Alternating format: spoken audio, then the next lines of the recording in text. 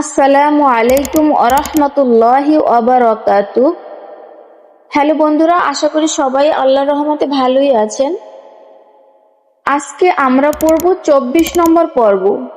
এটি বেসিক কোরআন শিক্ষার শেষ পর্ব। এই পর্বের পরে শুদ্ধ কোরআন তিলাওয়াতের নিয়ম কানুনের পর্ব নিয়ে আসব ইনশাআল্লাহ, যাতে করে অল্প সময়ে কিছু নিয়ম জেনে আপনারা সহজে শুদ্ধ করে তিলাওয়াত করতে পারেন। আজকের এ পর্বে রয়েছে কুরআনুল কারীমের গুরুত্বপূর্ণ আয়াত ও দোয়া, যা আমরা দৈনন্দিন জীবনে পড়ে থাকি।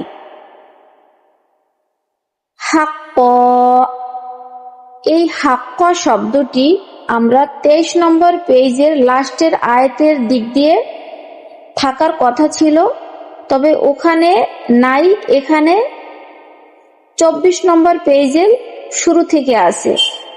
তাহলে এই আয়াতের প্রথম দিক দিয়ে ছিল ওয়া কানা ওয়াদু রাব্বি হাক্কা, ওয়া কানা ওয়াদু রাব্বি হাক্কা, ইয়াউমা নাবতিশুল বাতশাতাল কুবরা, ইন্না মুনতাকিমুন, فإنما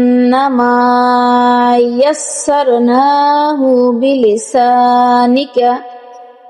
بلسانك لعلهم يتذكرون।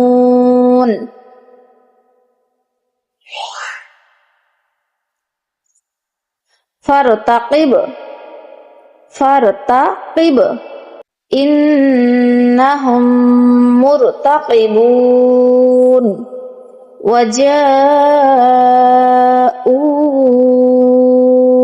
أباهم عشاء يبكون،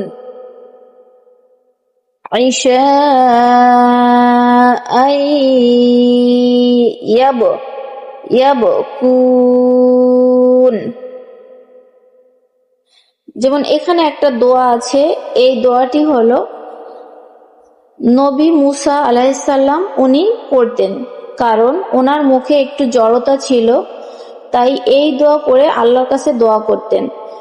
ক্বালা রাব্বিশরাহ লি সাদরি, ক্বালা রাব্বিশরাহ লি সাদরি ওয়া ইয়াসসির লি আমরি ওয়াহলুল উকদাতাম মিন লিসানি ইয়াফকাহু কওলি।